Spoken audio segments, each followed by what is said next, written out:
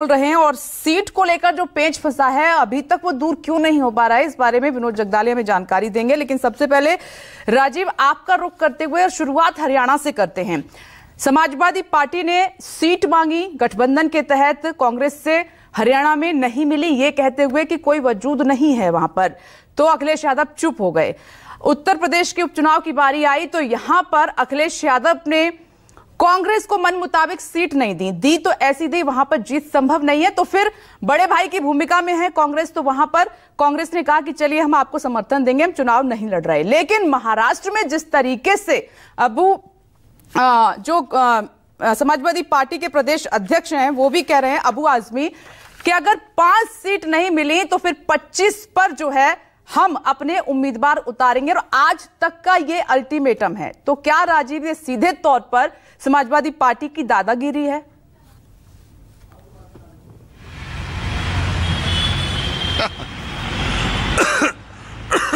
माफ कीजिए, देखिए, ये राजनीति में दादागिरी इस तरह सीटों के बंटवारे में नहीं होती है, इसको दबाव की राजनीति कहते हैं। अखिलेश यादव अभी कुछ दिनों पहले जब महाराष्ट्र के दौरे पर थे तो उन्होंने कहीं ज्यादा सीटों की मांग की थी। अब अबू हाशिम आजमी समय बीतने के साथ 5 सीटों पर आ गए, और कांग्रेस पार्टी की पूरी कोशिश होगी, उद्धव ठाकरे की कोशिश होगी थोड़ा और समय बीते और वो 2 विधायक उनके पास हैं, वो 3 या 4 सीटों पर आ जाएं।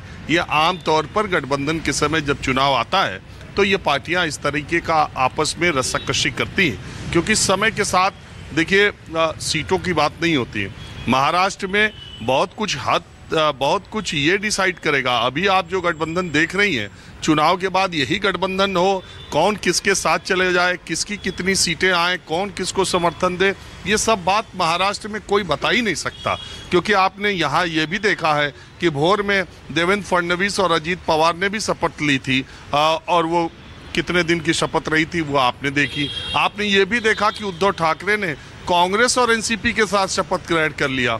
आपने ये भी देखा कि पूर्ण बहुमत में होने के बावजूद एकनाथ शिंदे और भारतीय जनता पार्टी की जो गठबंधन था, पूर्ण बहुमत में होने के बावजूद भी उन्होंने अजीत पवार को अपने खेमे में शामिल कर लिया और डिप्टी सीएम बनाया।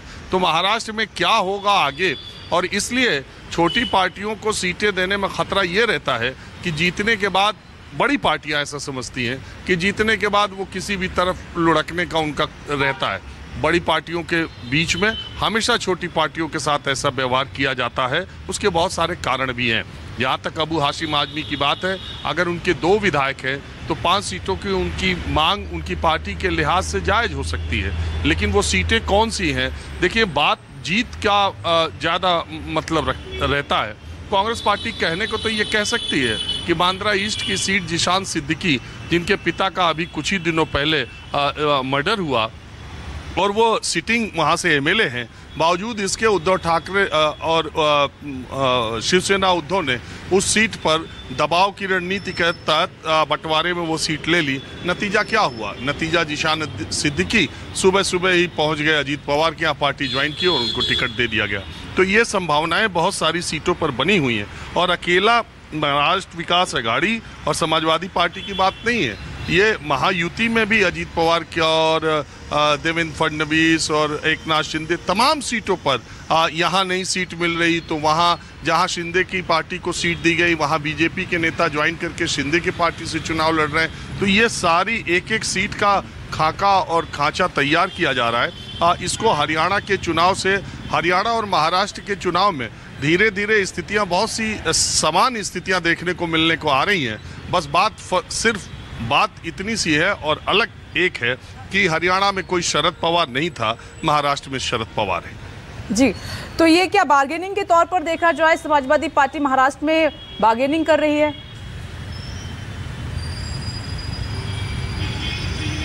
बिल्कुल करेगी, उसके 2 विधायक हैं और उसे मिला कुछ भी नहीं, और बिल्कुल करेगी, और उसका पूरा हक बनता है किसी भी पार्टी को अपने जनाधार को बढ़ाने को, अपनी सीटों की संख्या बढ़ाने का उसका पूरा हक बनता है। वो पूरी कोशिश करेगी। अगर नेता और पार्टी चुनाव में सीटें नहीं लड़ेंगे तो 5 साल करेंगे क्या? तो इसलिए उनका अपना, मैंने आपको बताया, 2 विधायक उनको बिना शर्त समर्थन भी देते रहे पहले भी। तो अब इसकी कीमत वसूलने का वक्त तो यही है। मुझे ऐसा लगता है कि 5 सीटें नहीं तो 25 पर लड़ेंगे। वो अभी थोड़ा अबू हाशिम आजमी ने अपना प्रेशर और ख़ास करके शरद पवार से मिलने के बाद कहा है, तो इसका मतलब यही माना जाना चाहिए कि समाजवादी पार्टी को 5 तो नहीं लेकिन 3-4 सीटें ज़रूर मिल जाएंगी और इसीलिए ये सारी कवायद हो रही है। मूल बात उम्मीदवार की बात है और समाजवादी पार्टी के पास कोई विकल्प भी नहीं है। अगर वो इस गठबंधन के साथ नहीं जाएगी तो 25 या 250 सीटों पर अपने उम्मीदवार लड़ा ले, लेकिन उनकी सीटों का और उनकी पॉकेट का और उनके नेताओं का कि जो निर्वाचन क्षेत्र है वो सबको पता है कि कहाँ है और कौन कौन उनके नेता हैं। राजीव, अबू आजमी ने अपने मन से खुद से तो ये बात नहीं कही होगी, कहीं ना कहीं अखिलेश यादव का इशारा तो होगा, कोई ना कोई बात तो उनके साथ हुई होगी इस मुद्दे पर।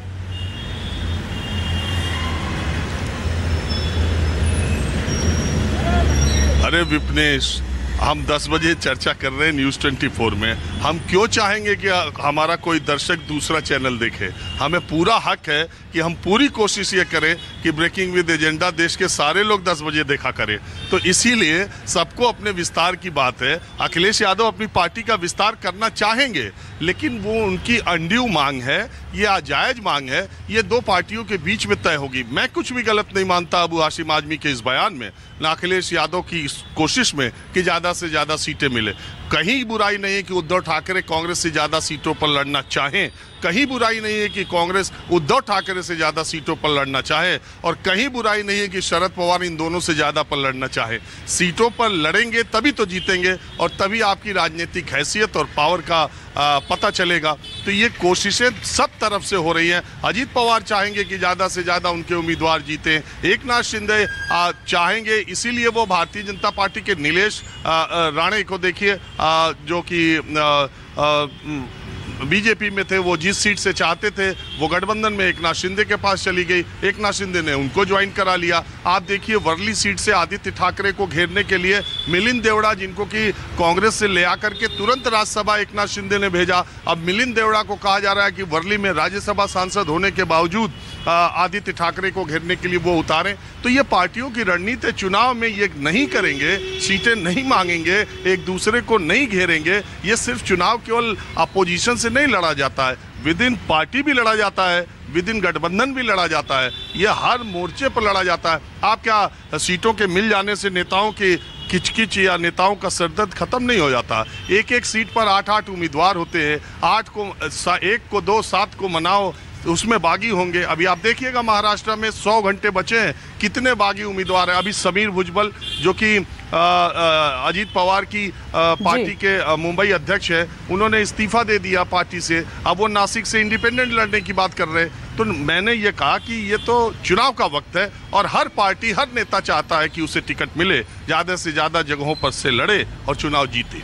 जी देखिए राजीव का, क्योंकि वो जमीन पर हैं, हमने जैसा ही कहा नेताओं की नब्ज भी टटोल रहे हैं और जनता से भी बात कर रहे हैं, तो उनका अपना ये विश्लेषण है, क्या स्थिति बनी हुई है और क्या हो सकती है, इसके बारे में बताया। अब विनोद जगदाले का हम रुख कर लेते हैं। विनोद, दोनों ही महाविकास अघाड़ी की बात करें या महायुति की बात करें तो